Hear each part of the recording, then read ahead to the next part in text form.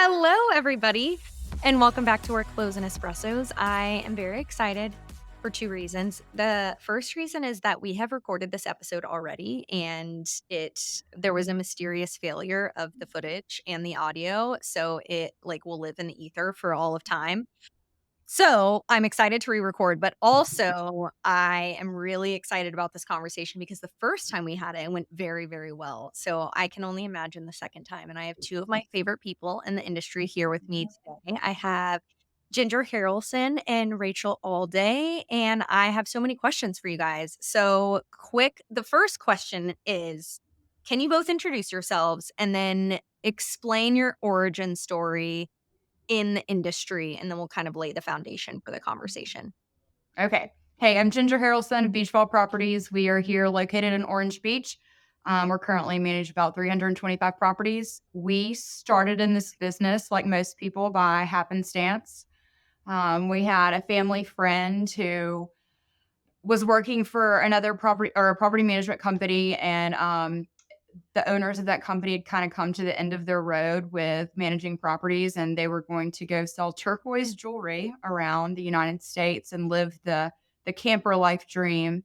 And at the time, they had like 21 properties under management. And I was still working as a litigation attorney in Mobile, which is about an hour away from the beaches in Alabama, at a big law firm. And so Hunter was a financial advisor at Regions Bank, and before that, Merrill Lynch. And he was just kind of getting tired of that. And his parents had run a successful business their whole lives. And so he'd seen that, entrepreneurship, and the opportunity came up. The family friend said, "Hey, I think they're getting ready to sell." The price was right. We came in and we thought, this will be fine. They can continue running this business, and Hunter and I will still live in Mobile, and we can live off my income because I'm being paid very well as this associate attorney at this litigation firm, and everything will be fine. And then within not even 6 months after we purchased this book, my law firm came to me and said, "Hey, that the work that you've been doing, it's been pretty good, but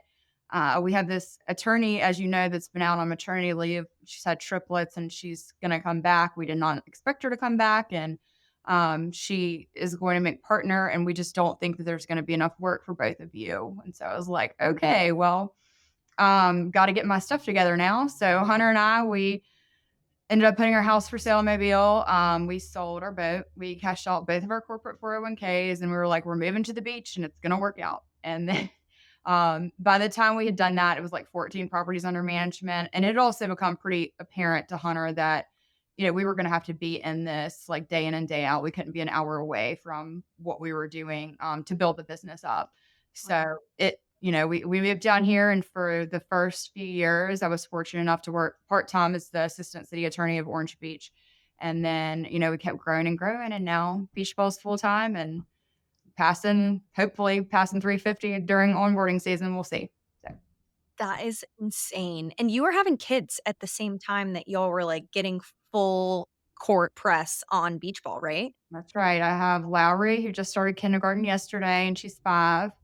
And we have 10, who's 3.5. But yeah, right when all of this really kind of took off, I was in the middle of having kids, babies. Insane. Rachel, your story, it spans a little bit longer because Abode has been around for a little bit longer, but you have also started a business with your husband. So what is your story? Indeed. Yeah. So my husband and I started our business before we got married. It's like 16 years ago now.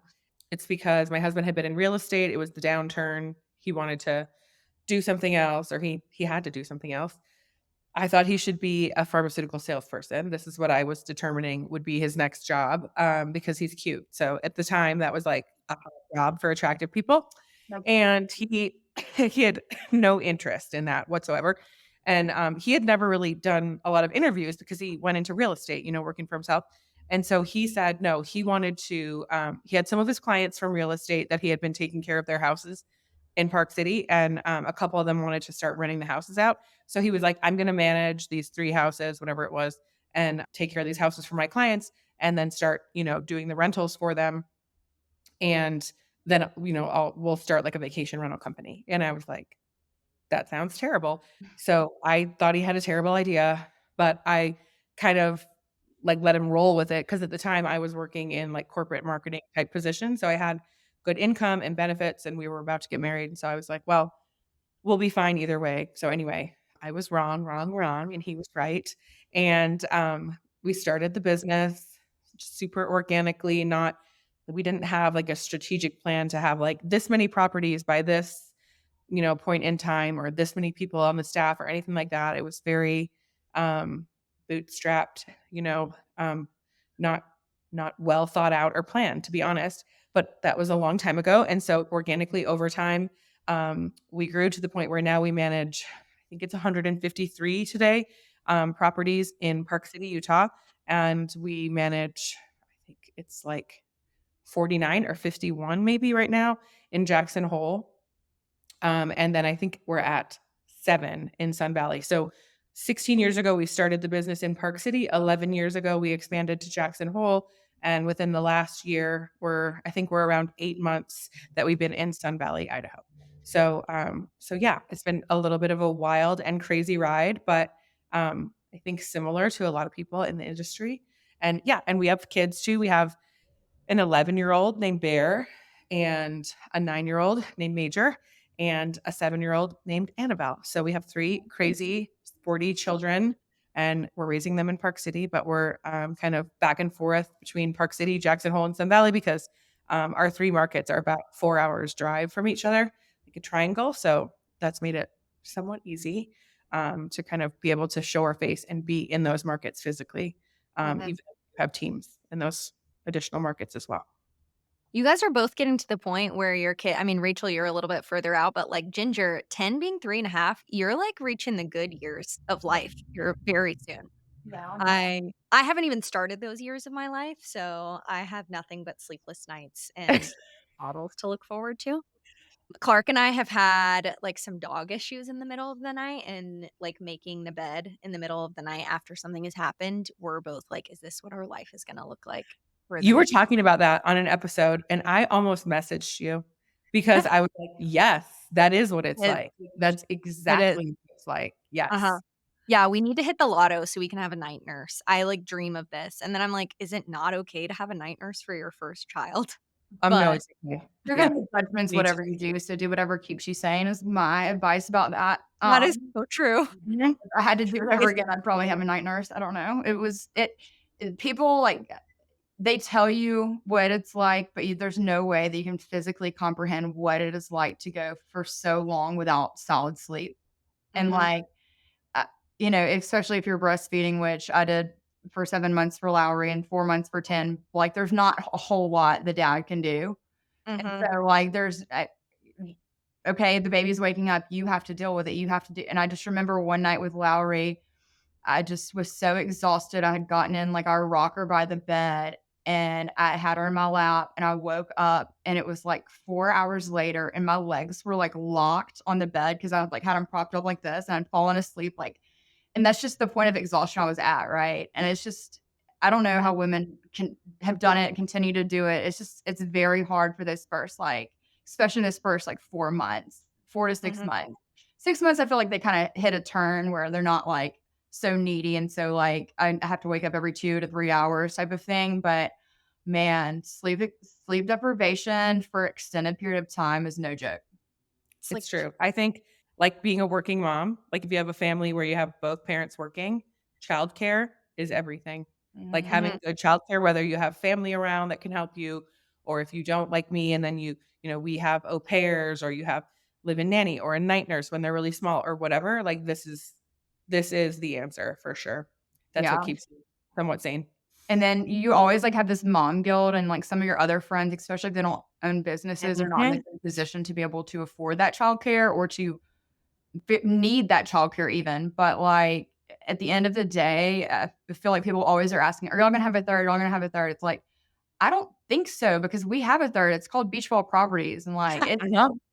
I mean, truly, like, it is like having another child, and then we have all of our employees we have to worry about, and that's the Yeah. thing that, like, a lot of women are taught growing up, like, "You can have it all. You can be corporate America. You can be a lawyer. You can be legally blonde," And then you get into those situations where you actually are, like, living this life, and it's like there has to be sacrifices made, right? There's gotta be sacrifice somewhere, whether that be having extended childcare or cutting back from work because you wanna be more involved, like, there are Mhm, things that have to be done. You cannot have it all. mhm. It's true.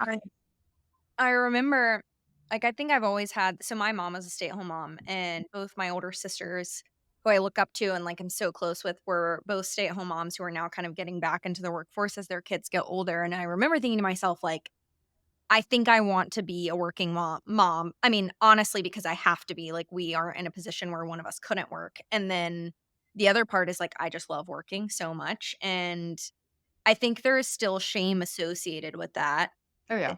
which is insane, right? And this mom guilt that you guys were talking about, like, I have my one of my best friends has a 6-year-old, and she always tells me that she's a better mom because she works. Mhm. And I always think that it's so great, and I love that she says that because she's like, "Look, and if I am with my kid 24/7, like, I am almost the worst version of me." It's like being with anybody Totally. 24/7, Yeah, like, right. my temper is shorter, and I find myself, like, not wanting to play as much, and I can just Mhm. tell that, like, my fuse gets blown significantly faster than it does when we have, like, shorter windows together, and I really take advantage of this time. 1, like, how are you guys navigating the mom guilt? And then 2, like, do you agree with that sentiment? Like, I'm a better mom when I know I get to be fulfilled in this way with my career, and then I get to come home and be with my family. Yeah, Right. so Yeah, I'll start, I guess. Absolutely, like, I think it also depends on your personality, and we can talk about personality assessments, I'm sure we will, later in the conversation, but, like, I am a trailblazer, and so I know, like, I would not be fulfilled without leading the ship or, Mhm. having some type of other, place to put my attention. I love my children, I enjoy my children, but I need a little bit more in my life just because of who I am as a person. And as far as dealing with the mom guilt, I just don't know that it ever gets better. Like, I will see people at conferences, and the first thing Hunter and I will be standing together, and they'll be talking to both of us. And the first thing they'll ask me is, "Who has your kids? Your kid? My kid? Are you talking our kids? Are you talking about my husband and I? And are you Mhm. talking because I'm the one who's been asked to speak here. Hunter's here supporting me, and, like, our kids are at home taken care of. My mom lives with us. But then I have to, like, go over this whole explanation of, like, my mom lives with us, and then we have a babysitter, and we have daycare, and now we're in kindergarten, like, and it's not that I don't wanna share all that, it's fine, but it's like, you don't hear people going up to men at conferences and saying, "Where are your kids?" Cer totally. Mhm. 1000%. 1000%. Yeah. No, I think I totally agree that, and this isn't for everyone, I guess. And actually, I thought that I was gonna wanna be a stay-at-home mom.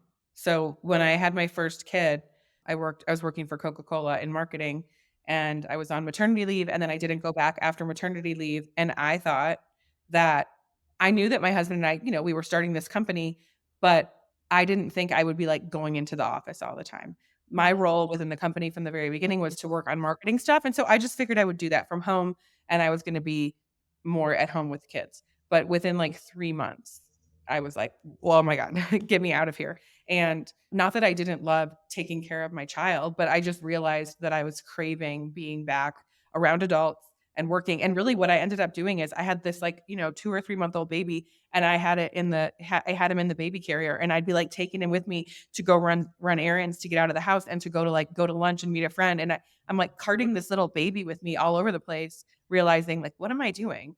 I don't wanna be at home. I'm trying to not be at home, and I'm dragging a baby with me." So that was kind of when I realized, okay, maybe I need some childcare. And then I started working on getting childcare and, like, expanding it more and more over time, to the point where then I was back in the office with my husband, like, every single day of the week. Sorry, not 7 days a week, okay? 5 weeks. And and it's true, like, for me, what that ended up meaning is that I am a better person for my kids because, I wasn't feeling fulfilled when I was at home, and I was feeling frustrated, and so then that is, like, the way that I was acting with my kids, and so the more that I'm at work and I'm getting fulfillment from my career, my job, and the things that I do with my team, the more when I come home, I'm totally focused on my kids, and I'm not frustrated by all the little things, and I'm not so easy to, like, set off because the little things with my kids don't bother me because I'm not dealing with that all day long.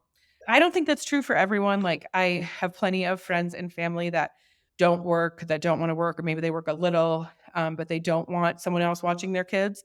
And I don't think that, I don't think it's the same for everyone. And I also think it's really weird because it's hard to know how you're going to feel about raising your kids and how much time you want to spend doing that until you have one. Because Eh, it's like you kind of think but then everything changes so much. It's weird. And I want to make one point before I move on from this, like just as far as little baby children, there if you look at the history of human existence, there's always been working mothers. There was always a village to help mothers take care of their children. The mothers would be the ones that went and gathered all of the, seeds or the vegetables or the fruit, and the elders would be taking care of the children during the day. So that's one point I want to make. And the second point I want to make is that they've done a lot of studies, and hearing a baby cry is one of the top 5 most stressful sounds any human can hear. And like if you're at home and hearing that all the time and it's just on you and your husband is at work or your partner, whatever, is at work all the time, like that it was never supposed to be like this. This is a newfound, if you look at the entire existence of humanity, this is a newfound way that we're parenting. And I don't think it's for the best. Like, no. I'm so thankful that my mom lives with us, like downstairs. She has her own space apartment. But we could definitely use more family support. And I think that a lot of millennials are suffering from having parents who are not as involved as their parents were, because I know that I was dropped off at my grandparents' house all the time. Not all the time, but for vacations and stuff, like regularly. And, thankfully we have my mom, but we don't have that on the other side of the equation. So Mhm. No, I completely agree with that. Like it's my sister and I talk about this all the time. Like the village that existed doesn't anymore, and that's so right. hard. I mean, Clark and I live 2 plane rides at least away from all of our family, and we have very real conversations all the time. Like, what does this mean when we have a baby? And like, we don't have anyone in our family that could come and take care of our child for us so we can Right. go out on a date night, right? Or like a village to help us raise And our it doesn't feel like you can afford it. Like, I remember thinking child. like, well, we can't afford someone to come and live with us or full-time nanny or full-time daycare. And then, it's like everything else in life, you just make it work and then all of a sudden it's fine. But yeah, it's a scary thing to think about because it's like either very expensive or moving or, it's crazy. Yeah.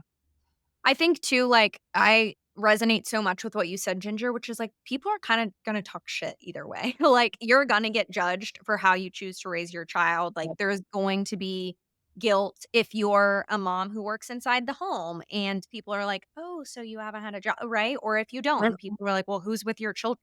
It is like, to me, suffer less. Like, whatever is gonna allow you to suffer less, and if that is like, I need to be fulfilled in a workplace environment, and then I can come home and be the best mom, or, like, I need to be home with my kids all the time because I would be so miserable at work, then, like, do that, and then be okay with it, and then everybody else should be okay with it too, and I just, like, I don't know, I commend both of you for being open and sharing that, like, this is the decision you've made regardless of people's opinions, and, like, it's what works for you.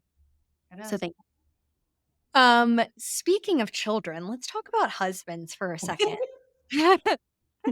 Okay, so both of you own and run your businesses with your spouses, which I have shared with both of you before. Like Clark and I talk about this all the time, and we have this thing where we're like, I don't know if we could ever run a business together because we both want to be the boss. And we laugh about it a lot because if we get too into work conversation, like I can start to tell that one of us starts to tell the other person what to do.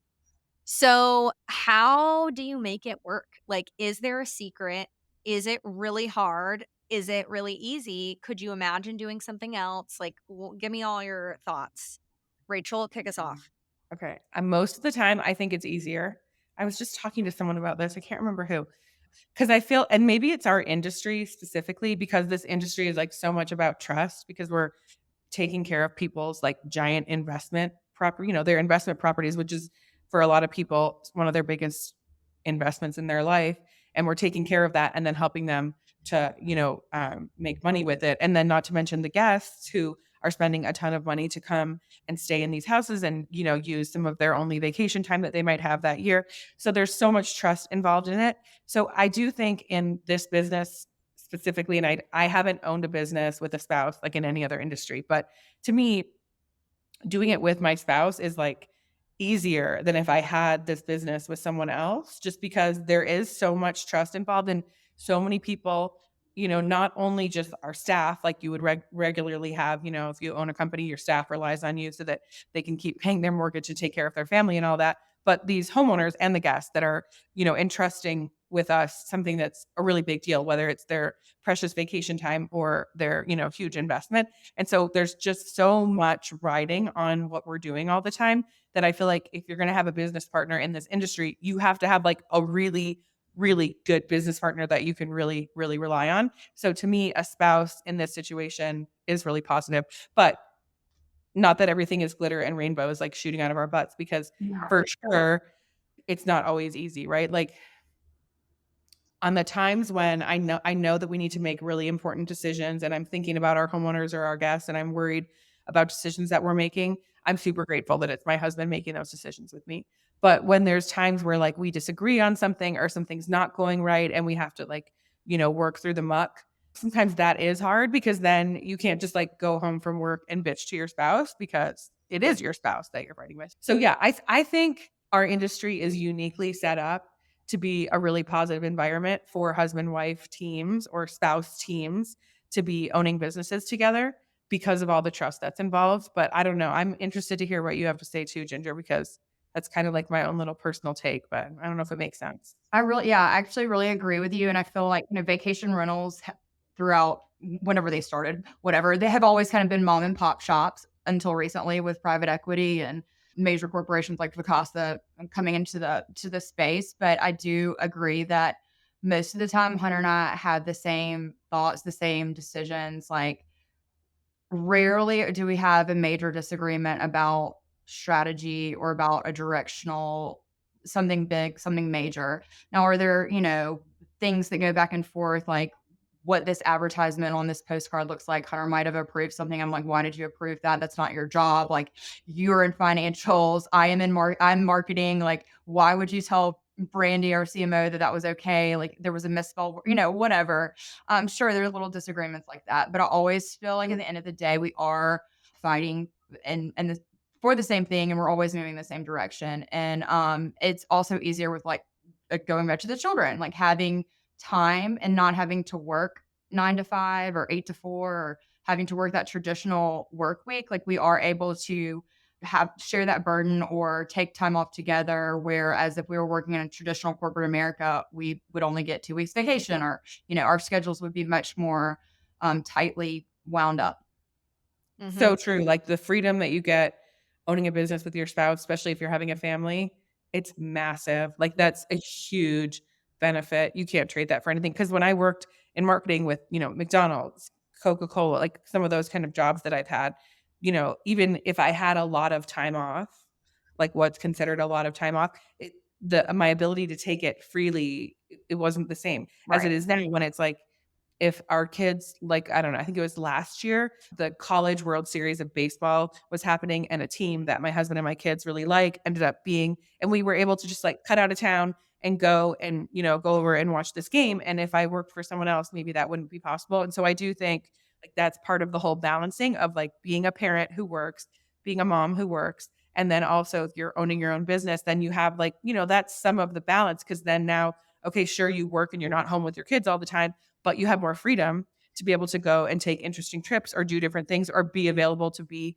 there for your kids' performance in the middle of the day or whatever it is. And I do think I always talk about this, and it's probably like everyone's sick of me ringing the therapy bell, but I do think that I think therapy, like for relationships, is so, so important. And I know my husband and I, like, our journey as a couple has not been like perfect, right? It hasn't been like, it's just not, I don't think that any long relationship is like, it would be impossible for there to be like just a totally smooth ride the whole time. But because we work together and because we have a real life and, shit happens, I think therapy has been like invaluable because that way, as you get older and you like mature emotionally and you figure out your life like together at work and at home with your kids and in your family. And then when you hit those like bumps along the way and you get freaked out, therapy has been like so helpful for us, both with how we act together at work and at home and how we kind of like make sense of all of that, with when there's drama at work and how we get through it or drama at home. And And even with raising kids, like now that our kids are getting a little older, there's plenty of times where I'm like, oh my God, are we raising our kids right? Are we doing this right? Like, are we doing the best for them? Or vice versa? Like, are we doing the best thing for our team? Are we handling our team the best? And having someone like a good therapist to kind of bounce that off of between the two of us has been like so helpful. Mhm. Yeah. Rachel, you and Rob's responsibilities, they've kind of you don't have, like, defined, like, Rob does this and you do this, right? Like, you guys kind of run things together. We Is do. that like, and it works for you? Like, you find that you don't step on each other's toes? Well, I mean, it's changed over the years. So, like, in the very beginning, it was definitely me on marketing and Rob more on finance. Like Ginger said, that was definitely the way that because that was more of our background too. It was like what came naturally. And then over the years, as we've grown our team, and now that, we have someone in charge of marketing or multiple people and more people, excuse me, like working on finance and all that stuff, our roles have kind of shifted more into like much more of sort of like a 30,000-foot view and top line view, because now we've recently instituted like a director level within our company. And so doing all of that has changed like what our roles are specifically. And I guess it's sort of made what our roles are in our business a little bit smaller, because now we have more people doing more of the tasks. And so in that, then we're sharing that more and more. I think because like the pot that was Rob's and the pot that was mine in terms of like what we designated our duties at work, that kind of merged together. And now we're splitting something that's a little bit smaller because our staff has gotten bigger and Mhm. they've had a lot of training and they've been moving up into management and director roles and stuff like that. Hey, that's a really exciting place to be and Yeah. means hopefully, like, more vacations for you and Rob. I mean, I hope. It's funny because it doesn't seem like that yet. Yeah. Like, still, there's just so much always going on, and it's funny, right? Because I mean, I'm sure, Ginger, you probably feel the same way, but it's like, even as you hire more people and you define, those people's roles, and so that creates, like, less day-to-day work for you and your husband, it's like but then as the company elevates more and grows and maybe, you become more of, like, a thought leader in different parts of the industry, it's like then there's almost like more work. I don't know. It doesn't make any sense. Like it doesn't seem like what I thought it would be like, but now my husband and I have tons to do and it's different than what it used to be, but it's still a lot. I agree. And like, and admittedly, Hunter and I have been out of the office a lot this summer. And like, this is kind of the week that we're getting back in routine because Lowry's starting kindergarten. And like, I can tell that our teams, we've gotten through it, but our team has suffered and we've had, quite a bit of inter office disagreement that we're coming back into dealing with right now. And we're about to have to make some hard employment decisions. And Hunter and I have kind of been going back and forth about those, which is stressful. But it was able to operationally run without us here, I would say, a large portion of this summer. But the hardest part of our work is onboarding or, selling, bringing in new owners, making sure our owners are happy after a season. So our real work is just beginning. But like you, like we're both trying to find the right people so that we're able to scale this and like move to expand locations, expand markets, and not have to like come in, after we've been out for a little bit and be like, okay, what's wrong? Like, Yeah. petting the children back, like, let's all get back in line and setting those expectations. But yeah, on the other side, like you have stuff outside of the office. Like my time, I want to be working on my business, not working in my business. Mhm. So me, like I have to we all go to conferences. We want to be see and be seen. We want to network. We want to have those connections that will eventually, increase our company net worth. So it's hard. It's difficult. And it's not just like being in the office from this hour to this hour. It's like, oh, well, I'm leaving. Hunter's actually in Tuscaloosa right now, meeting the new football coach, Coach DeBoer. He had this luncheon with him. Well, Sit- that's so exciting. So, so this morning I had to drop Lowry off for second day of kindergarten, drop my son off for daycare. I had to meet a new owner, or not a new owner, an owner whose house was caught on fire from a cigarette 2 days ago on a Zoom Oh call. my gosh. I've now, I've had some emails and stuff to answer from being out so much. And then I'm doing this call and then I've got to go pick my kids up. And guess what I have to do tonight? I have a Mardi Gras meeting to go to because we have a Mardi Gras down here is a big deal. Like you have to. I've heard of that. Yeah. So that's what I have to do tonight. So I have to get a dinner for my kids tonight. It's just like so much in one day. But Mhm. I wish I could cut out the Mardi Gras meeting tonight, but I can't because we have a big fundraiser coming up in 2 weeks, and, like, she's expecting all of the members to be there, and I have a friend that's joining the organization, and she's referred 5 houses to us. She's an interior designer here in town, and she specifically asked me, "Hey, I'm being initiated tonight. I'm gonna come to this meeting." And I'm like, "Yes, I'll be there. I'll be there." And it's just it's a lot in one day. So like you said, you become more busy. Like, Yeah. you're trying to distance yourself and pull back a little bit. It's like it just doesn't end. Yeah. There's just more that keeps growing up. It's like you think you're like, "Oh, look, I pushed this over here and now this is over here." And then it's like just keeps like whack-a-mole. Mhm. Literally. Ashley Ching, one of my favorite people. I am very excited to be back with you this week for another In Haven Insight. What do you have for us today? I'm Meaghan. So, as you know, InHaven is dedicated to establishing quality standards for the bed, bath, and kitchen, essential to the vacation rental industry. So, we partner with hundreds of professional property managers, overseeing thousands of listings to help them set the standards in their properties for the bed, bath, and kitchen, and then make it really easy to replenish on them. And so, we often get asked, what trends are we seeing among our customers? And one popular trend that we're seeing right now is a lot of our customers come to us and they say, "Hey, we're using these travel size amenities and we really want to move to refillable amenities for our bathrooms, like the shampoos, conditioners, and body wash." And a lot of them are doing this because there's been some legal requirements, like in the state of California, that you can no longer use refillable or travel size amenities. And also, guests are starting to prefer these. They see it as a more sustainable option. So we Mhm. really help property managers implement these amenity programs in their properties. I had no idea about California in general, and I am certainly somebody that is always trying to figure out the pros and cons of refillable versus single use. So, how is Inhaven helping property managers figure out what to do next when it comes to their amenities and then implement that? Yeah, so we really help you identify those, what are the refillable bottles you want to use? What are the scents that work for your property management company? We send samples and we provide the mounting equipment instructions for that easy installation.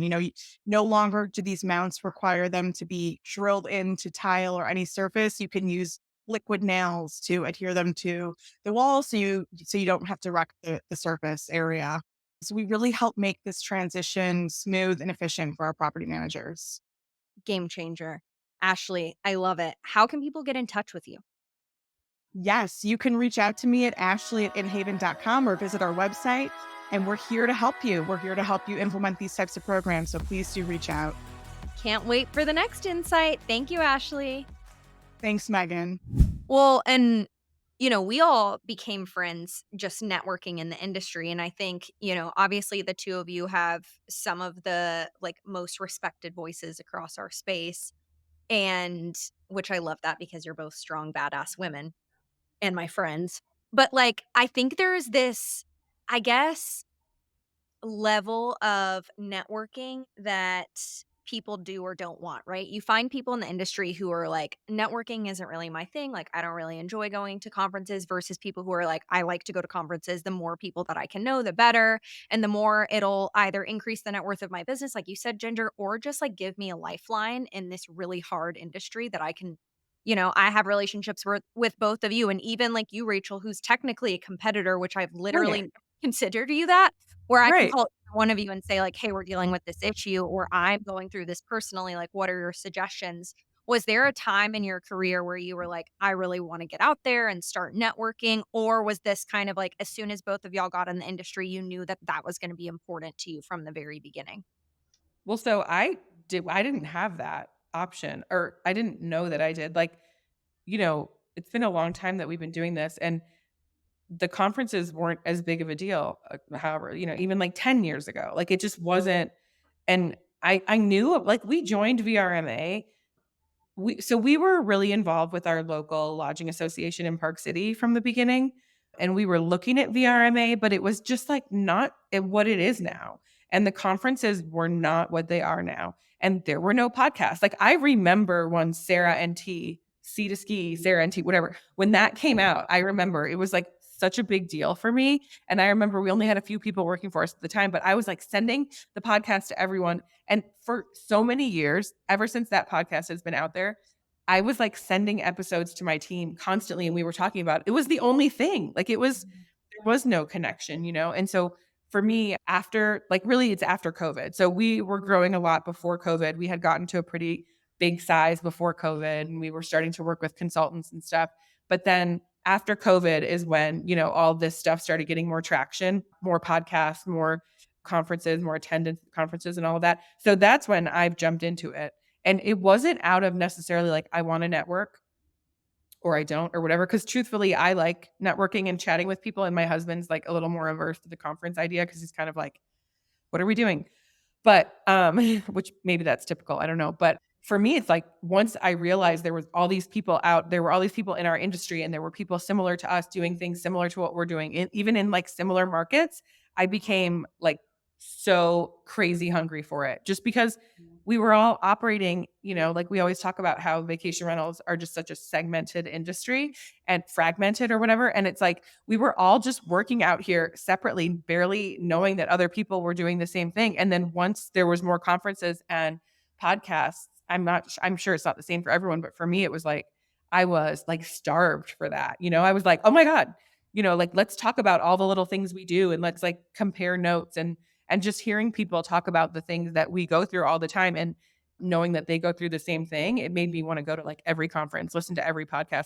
I'm just now like exiting the echo chamber. I feel like more recently because I have been obsessively listening to every podcast episode, like going to all the conferences just because you know, we were starved for that for so long. So yeah, I don't know if I made like a conscious choice to be out there networking. I think I just came at it after so long of like being out there on my own. Like when I hear people talking about those Keystone conferences that were happening, like I didn't even know that was happening at all. Like at You all. went You to know, one, people right? just Remember? Did you go to a Keystone? No. no, I never even knew Yeah, that those right. existed till they were done.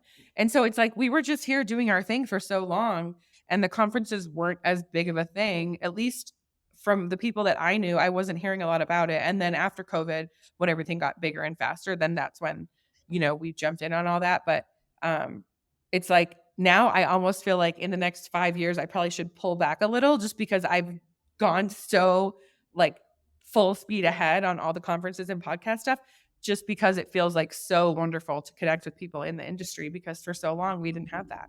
Mhm.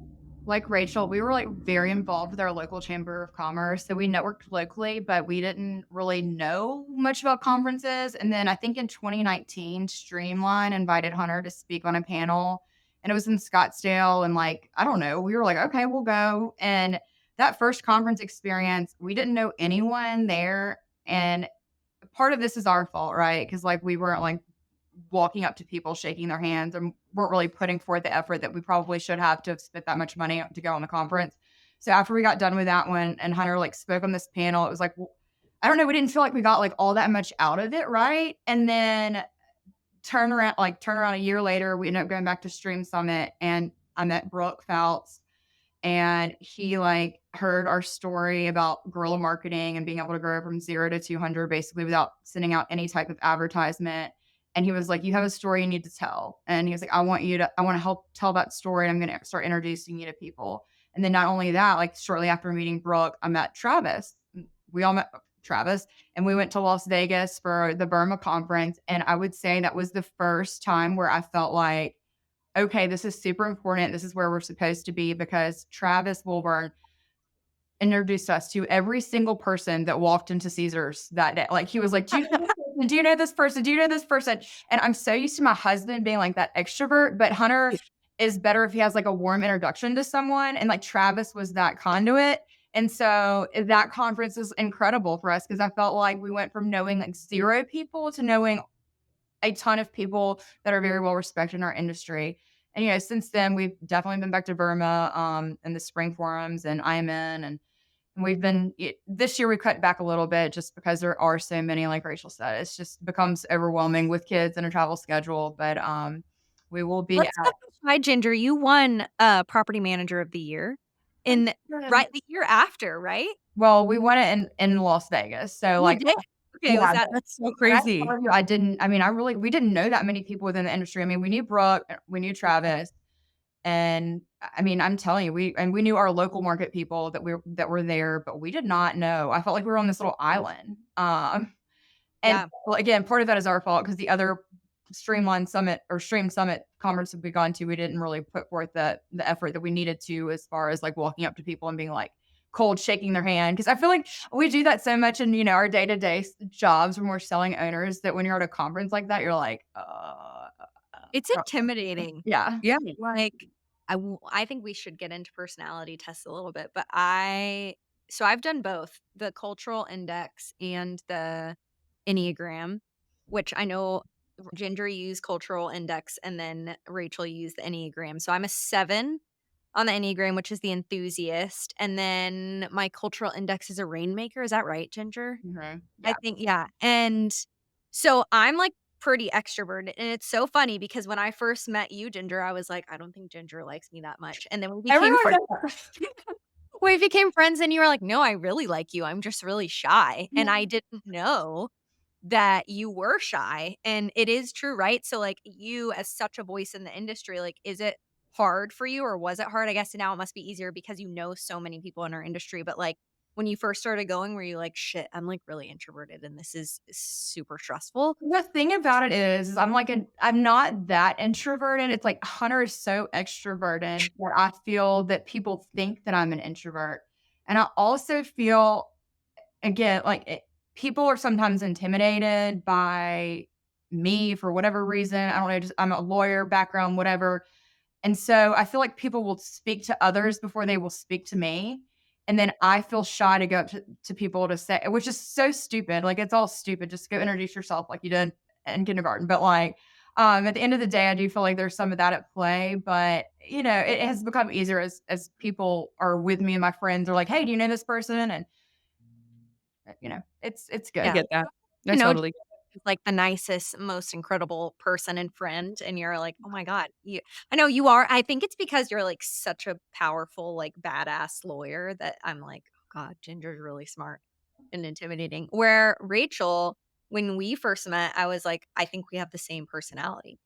But Well, you I are feel like I'm less intimidating. I'm like a huge spaz all the time. Like I'm like a huge like saying my words wrong, like tripping, like breaking stuff. Like I'm just like I feel like even if like upon 10 seconds of seeing me, if someone for whatever reason, which I can't think of any, were going to be intimidated by me, I would probably give them a reason not to be really quickly just by like accidentally spilling wine on myself or like whatever. Like, it's like I have this like very spazzy, I don't know, a little bit like out of control personality type, like just, and I think that that makes it that there's less intimidation factor maybe just because it's like, oh, like she's a weirdo. So I'm sure that I can talk to her.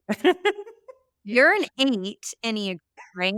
And your husband is a 9, which I know. they're directly opposite. So Yes. 8s are challengers Yeah. and 9s are peacemakers. So it's funny, I remember I was talking to Lenny, who is, like, incredible, and Rachel introduced me to Lenny. She coaches your team and you, and she's so great.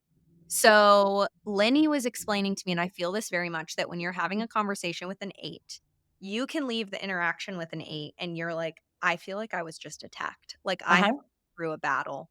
And an 8 will leave the conversation being like, "That was the best conversation I've ever had." Yes. Like, I feel like Yes. it went really well. Do you Yeah. resonate with that? Oh my gosh. So, when we first started working with Linny and Hart, which is this consultant company, Tandemly, and so first thing they did was had my husband Rob and I take the Enneagram test, which I'm like anti personality test. I hate all that shit. Like I've always been like, this is crap. I think the cultural index one, I can't remember what I am, but it's like maybe is that the one with like visionary? Mhm. I don't know. So Yeah, whatever.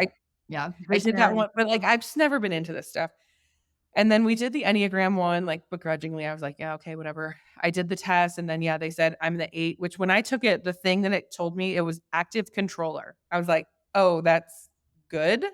Like, what is that? And then Rob's was, yeah, 9, which is like basically like someone who's very passive. So I was like, oh, this is really bad. Like, this looks like really bad news. And then that was what Linny and Hart had talked to Rob and I about before we gave the rest of our team the test, before we like dug into all this other stuff.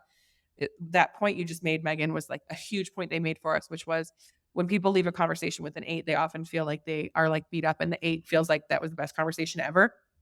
And that rang so true for me. I didn't know that that was going on, but I knew that I would leave conversations thinking, "Oh my gosh, we just solved all the problems," and then the other person just didn't seem to have this positive outlook after we left the conversation the way I did, and I could not figure it out.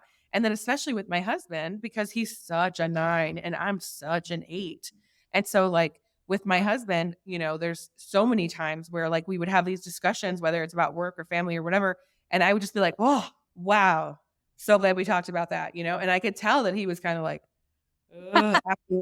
And so then learning all about all of that with Lenny and Hart was, like, my first foray into, like, oh, this personality test, like, it does have a lot of, like, true things to tell me, and it can really help me in my personal interactions. And then the Enneagram for me has proven to be that way, like, 1,000 times over again and again and again within, like, interaction or personal interactions between our team, between anyone I meet. Like, basically, anyone I meet these days that I start talking to, I, like, have Lenny and Hart. I pay. It's like $100 a person or something. I, like, pay. I'm like, "Here, send this person the test. I want them to take it and then do a consult with them." Because it's like, so at this point, my whole team has done the Enneagram. We've paid for all their spouses or partners to take it. Like, Oh, my whole family, I've had take it. Riley Goldman, right? Goldman, right? Am I getting his no, last name right? Yeah, I've been chatting with him lately, and he was helping me with the software thing, him and JJ, and I had Lenny do the test with him the other day, and, he told me he's 7 too. he's a 7, yes, I and need so to it's like, take this test. I've literally, never I taken the know, Enneagram you Ginger, test. gotta you take have it. to Okay, I'll have send it Lenny to send me. it to you. Send it to me. Oh, you guys, it's one of those things where even for, like, a skeptic where someone's like, personality test, like, whatever, because I usually feel like personality tests are just, like, very self-fulfilling, like, I'm a visionary or whatever, like, Yeah. I don't know, but the Enneagram I really like, and it's been so helpful with interpersonal, not just the 8 and the 9 thing, but, like, all the different, yeah, it's cool. I love it. I found so when I worked for 360, we took the DISC assessment and we had a consultant come in with our like senior leadership team and sit down and he did like a 2-day presentation on the DISC assessment and went through it has your natural and adapted styles. So like this is how Mhm. you are in your real life and then this is how you are at work. And Okay. it was really helpful. Like he sat with our whole leadership team literally for 2 days and went through every single individual person and described like this is how you communicate with this person. And it was so incredibly helpful and, like, it stays in the back of your mind, but then day to day, like, I feel like I kind of left it out and didn't interact with people based on this assessment, and I think that's where I kind of got the same view that you did, Rachel, where I was like, "Personality assessments are kind of bullshit." Like, you Mhm. take the test, you think it's cool, and then you don't ever do anything with it, and so I really love how you've integrated it, and then, Ginger, do you have your team take the cultural index too? Yes, so I was just looking at my DIS report, that I You're someone a on D. industry, like, women leader, I don't maybe it was somebody sent this out and I took it, but Oh, yeah. I'm a high D, I'm a conductor, and I literally fall my adaptive and real life are in the same 11 like, the exact same. That's incredible, though. Yeah. Like But yes, for cultural index, yes, we have everyone on our team take it. We like, I mean, so when I saw you, I was like, you've got to take it. Um, so I was kind of like y'all, like a skeptic, like this can't, I mean, I can't really tell you that much. And so I think Brooke introduced us to our consultant at Cultural Index, Mark, and he was like, hey, I'll do a free assessment on the people at your office. I was like, okay. And so it was like, hey, jump on a call with me. And the first thing he said, he was like, wow, I can't believe that you and Hunter are together, number one, because y'all's personality types are pretty rare. You're a trailblazer and he's a persuader. Y'all are so much alike, really. And it's y'all can sell ice to an Eskimo. And I was like, okay. And then he nailed every single person in our office, like nailed them to a T. Was like, I bet this person is this. And I was like, that's exactly how she is. I mean, 100%. And then we would ask those after, we had let them see the results and then we'd say, what do you think about? And every single person was like, I cannot believe I answered these two sets of questions and it told me this much about myself. But I agree with y'all. It's like a huge employment or friendship or whatever tool, because if you can see that in black and white and like it gives you insights on how to communicate with someone who's a socializer or how to deal with problems with someone who is a persuader. And it's just so helpful on a level that maybe even subconscious for them, but you're conscious of it. mhm. It's I think cool. Ginger, Hunter, and I together, the 3 of us make, like, the most badass sales team that has ever existed. I wonder if we're all Right. friendly. I'm telling you. Yeah, it's wild. Like, the 3 of us, we, like, all kind of they sent me theirs and I sent mine, and it's, like, all on the same spectrum of, like, you should put these people in front of someone to sell, and honestly, Rachel, like, I bet you're super similar because I think that you and Ginger have similar personality types. I don't know, Ginger, I kind of feel like you're a 3, which is the achiever. It's Yeah, so I can it say is that. so interesting. So our team, it's like, I don't know, somewhere between 55 and 60 people right now. We have majority 7s, which I find so interesting. So like Uh-huh. Rob and I, the 8 and the 9, have done all the hiring basically until recently, and we have collected a whole bunch of 7s, which is like so interesting. And I love it because I think that's partly why our team is so fun because 7s are like pain avoiders. 7s are like out for something exciting and new all the time. But we do have some 3s, which I love. You gotta have your 3s because, they're, out there for success. Anyway, the whole thing, all of it is just it's so crazy to me the more you, like, whichever assessment you're looking at, and then you kind of look at the people around you and, like, see all the similarities of people that are drawn to you or that, that you draw to yourself or I don't know. It's crazy. It's cool. There's definitely more buy-in now, like, on my side with personality tests and the fact that, Yeah. like, so many people use them now, like, I think there is something to be said for it. Okay, so we've talked spouses, we've talked kids, we've talked personality tests, businesses. I know we have to part soon, but I wanna ask you both one last question, and Ginger, tell me a woman that you admire and why, preferably a woman leader, but totally fine if not in a leadership position as well. Well, I mean, because I'm a lawyer, I just have to pick RBG, Ruth Bader Ginsburg. She has done so much or did so much for women in her time, not only on the Supreme Court, but as a lower court judge. And then, before that as a lawyer. And if you've read her biography, there were so many things that she was told she couldn't do and she just kept doing them. And one time her kid was sick at school and she told the teacher after she was called every time, "Have you called my husband?" And it was just like that was, like, back in the day too, before women could really say that. Mhm. Like, I mean, that's just one small example, but because she's a woman of the law, that's who I have to pick. Love See, yours is so good, and now mine's gonna sound funny, but I don't care because I've been using this woman as my person. Like, I think I was just trying to do the math in my head. What is it, like 20 it's like 28 years? Because ever since I was applying to colleges, this is the person when they asked you, like, "What's the one person from history or wherever that you could if you had a chance to talk with them or, like, sit down with them and have coffee, who would it be?" So I have always said Betty Boop, which I know is weird, but I don't think it's that weird. Okay, I like Betty Boop mostly because there was a point in my life where I was, like, kind of down. Rob is my second husband, so I was married once before and I got divorced, and when I was really sad, I don't know why, but I was, like, really into Betty Boop, okay, and I think it's because it started with this whole college essay thing, but Betty Boop to me is someone that we can all look up to. She's, like, very timeless. She's beautiful. Everyone thinks she's gorgeous. She's, like, multi-talented. You can find Betty Boop, like, images of, like, her riding a motorcycle, like, her out at, like, in the wilderness, like, her in a city. Like, Betty Boop is multifaceted, and animals love her. People love her. I feel like Betty Boop's just one of those people who's like, kind of under the radar. Like you might not notice. Like you might, think, oh, she's just like a pretty face. But, there's Betty Boop in a nurse outfit. Like there's Betty Boop like making cookies and serving them. I don't know. I feel like Betty Boop's a really interesting person who has stuck with us throughout history. And because she's not an actual human, she has more longevity than the rest of us. So she's interesting. The original Barbie. I started thinking Barbie too. I was like, "Barbie." Yeah. I really like Betty Boop, I always have. It's always been a toss-up for me between Betty Boop and Hello Kitty. Those are my 2 Oh, was favorite. big Hello Kitty gal as well. Mhm. Yeah. Well, thank you both for being here. I admire you so much, and I'm so glad that we got to re-record. I appreciate you having this conversation twice, and not a lot of people would do that, so thank you both. And I am very excited for all the listeners to hear this episode. So tune in and subscribe and do all the things, and let's do a replay of this very soon. Okay, we'll talk about different stuff next time since we've already talked about all these things twice now. Thank you Perfect. guys so much. I appreciate you. You have fun in Austin. Thank you. Bye. Bye.